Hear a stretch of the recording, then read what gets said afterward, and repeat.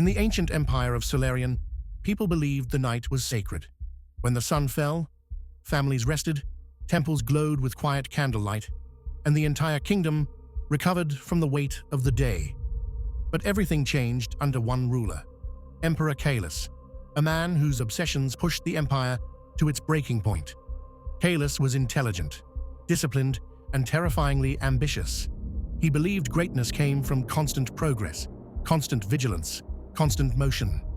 To him, rest was not a human need. It was a flaw, a weakness, a thief of time. And the moment that twisted his beliefs into madness happened during a brutal nighttime attack by a rival nation. Solarian was caught sleeping. Literally half the capital fell before soldiers were even awake. Thousands died. Kaelus barely survived. Standing among the ashes, Kaelus developed a new philosophy.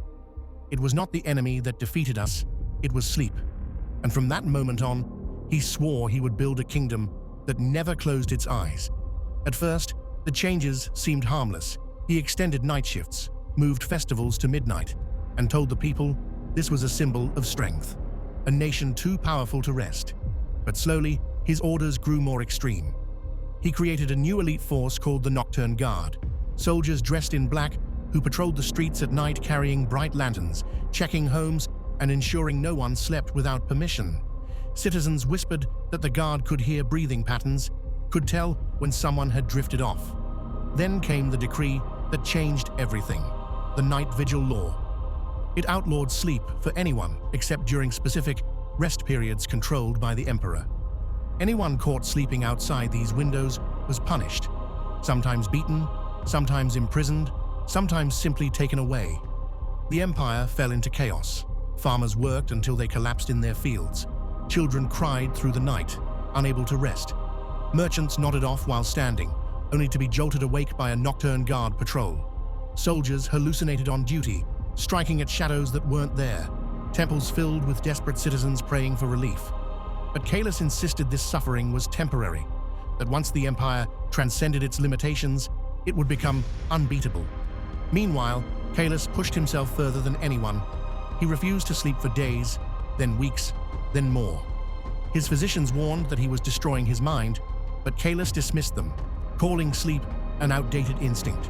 He claimed he could feel new clarity, new visions, but in truth, he was slipping into madness. He began seeing things that weren't real, figures lurking in his chambers, whispers from gods only he could hear. He believed the moon was watching him, judging him. He accused his own advisors of plotting against him simply because their eyes looked tired.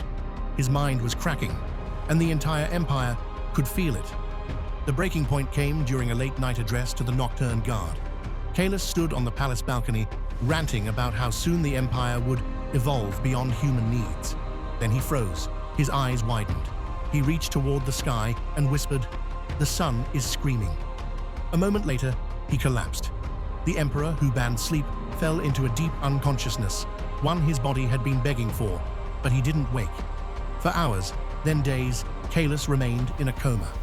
The Nocturne Guard panicked, unsure if enforcing the law would now be considered treason. Citizens, barely clinging to sanity, finally let themselves rest. Entire districts fell asleep at once. Workers collapsed where they stood. Families slept in the streets. Temples overflowed with worshippers who passed out mid-prayer. For the first time in months, the kingdom was quiet. Kaelus never emerged from the coma. His body finally shut down from exhaustion. The ruling council immediately abolished the Night Vigil Law, disbanded the Nocturne Guard, and restored normal life. But the damage was deep. Some citizens never recovered their memories. Others developed lifelong disorders, and many refused to speak of the emperor at all. Today, historians remember Kaelus not as a visionary, but as a tyrant consumed by paranoia and fear.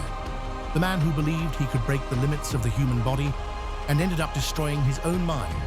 His legacy survives through a single line carved into Solarian stone tablets. A kingdom without sleep is a kingdom without sanity.